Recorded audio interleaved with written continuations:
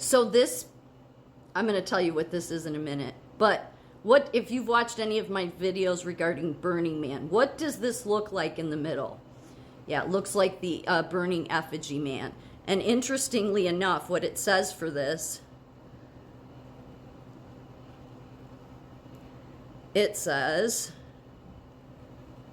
a wicker man, yes, a wicker man, and that's what the effigy in Burning Man every year, that's what they make it out of, is wicker, so they can burn it. A wicker man inside which people are sacrificed, surrounded by the principal deities of the Saxons, Anglo-Saxon gods, human sacrifice. Okay, so I said in my last video that the Anglo-Saxons, they were Anglicans, and the Saxons, they were Germanic tribes. They did not want to convert to Christianity. Charlemagne the King had finally forced them to, okay, which means they never really were, but they were acting like they were because they were conquered by Charlemagne the King. And then I mentioned how, so then what happens is the Nazis very much, even though they didn't call themselves Saxons, they identified with many of the Germanic tribes to promote their Aryan ideologies, you know, superiority thing. Yeah, they did. So many of the Nazis were likely Saxons, okay? Even though they didn't call themselves that. That's the reason, like, most people wouldn't have been able to do what they did. The Holocaust was literally a massive, massive sacrifice, okay?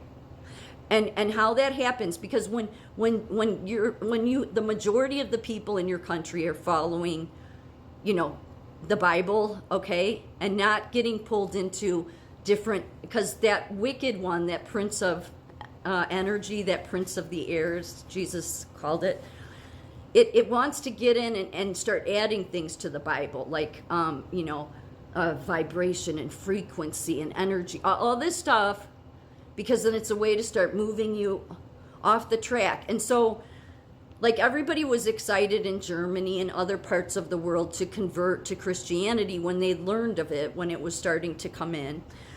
But then people get complacent, right? That's why you always have to keep that constant connection with God going, like talking to God every day, which is praying or journaling.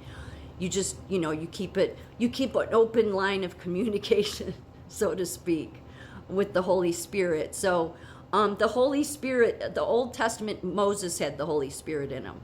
Not everybody could have access to that. When Jesus came, it was opening up access for anybody that wanted to follow him or get to know him to have the Holy Spirit, no different than Moses, okay? So, and some people, depending on the how strong their faith is, you know, I don't know that anybody in today's age could do this, but some of the apostles, they went on to be able to heal just like Jesus did. So anyway, so this is obviously, see how the same energy carries on, because this is a wicker man, people sacrificing, surrounded by principal deities, everything you see at Burning Man. So it's that same energy, it's just in a bigger form now. So even if that kind of stuff is going on in your country, like even though the kings couldn't get the Saxons to stop, they, you know, because they just kind of went underground with their activities, God will still protect you, because God doesn't expect you to be responsible for everyone.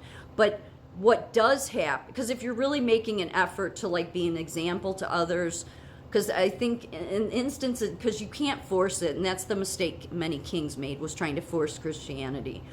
That just repels people.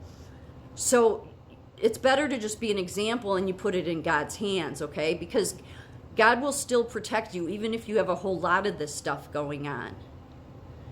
Where he won't, though, is once you get like your kings or your big leaders and they're heading off into other areas, okay? So King Frederick the Great, and I'm not saying he had bad intentions, but he believed in this age of enlightenment. Age of enlightenment started coming through.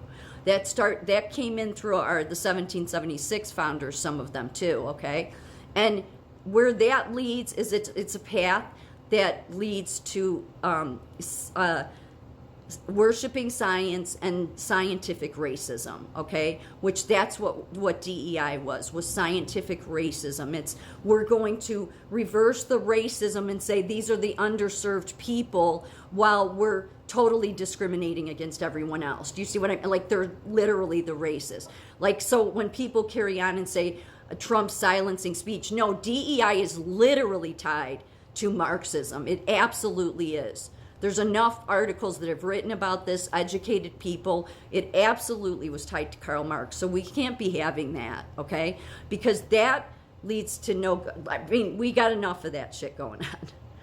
But the Age of Enlightenment leads to this, we're worshiping of science now, we're worshiping of the scientists, we're worshiping of experts. That's what the atheists do. That's what the higher educated that, whatever with God. That's what you guys all do, especially atheists. You just replace it. You just don't want anything to do with Jesus. But you put your experts and your scientists and whatever they say and how many letters they have after their name, that becomes your God. It's the way it is. Everybody's going to replace it. So you can call yourselves atheists, but just say it straight. You just don't want to believe in Jesus. So anyway, so the Age of Enlightenment then brings this falling away. And so I think, because even with the Saxons in Germany, Germany should have been protected because God protects you. But if the country was already falling away, people, and the king was leading them in this path of enlightenment and they're moving away from, then God does what he does. It's over and over again in the Bible. The proof is there. He turns his back on you. And then every evil thing will just come up and it just sprout up in its place. And then you are taken into communism, you're taken into dictatorships. And so that's what happens. And as I said, the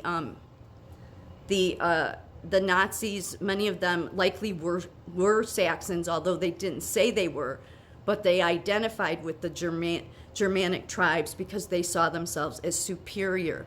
That's also why science sees themselves as so superior over other people that don't have all their education, right? Because they become so worshiping of themselves and their greatness that then they go on to think that they can create something, and they create AI that becomes their God. So, and even with all that, God will still protect your nation. But what happened with Germany is there was too much falling away, and there was too much of the worshiping of the sacrificing stuff going on. So that's just disaster, because you got the king going in the wrong direction, or the leaders going in the wrong. So they're going to be overtaken. They're going to be overtaken by Hitler types, and people will be deceived by that Hitler type, okay? And yet, what it really is all this spirit of Age of Enlightenment has done it. God has, God stopped protecting. So that's why it's important, that you can't do anything about everybody else. But, you got to just take care of you. Don't let yourself be distracted to go off on these, these enlightenments and these different paths, because they're meant, that deceiving one has been doing this for a long time. You can literally just look at any country in the world and then look in the Old Testament, and you'll understand then why God turns his back. So for anybody that likes, there's a ton of people, and they're usually on the left, that like to say, well, you eat meat and your family kills deer or whatever it is. Yeah, do you want to know the difference here though? Because they're doing some ritual with I don't know who it is, with cow's blood, okay? But here's the thing, in the Bible, God has a specific way what animals you can kill, what animals you can't kill. You can't be don't be doing any rich animal rituals, but you can kill the animal for food, and you can't drink any of the blood, none of that stuff. He's very specific about what parts of it, and yet that's been handed down to every hunter in this country. They don't realize it's all in the Bible, because it's just been handed down through their fathers and all the generations. But that's the difference. So that's why you can look in the Bible and see the things that God said, and you can see how, well, America pretty much follows this. And then look at another country, and then you can understand why they don't have as many freedoms. It's evidence.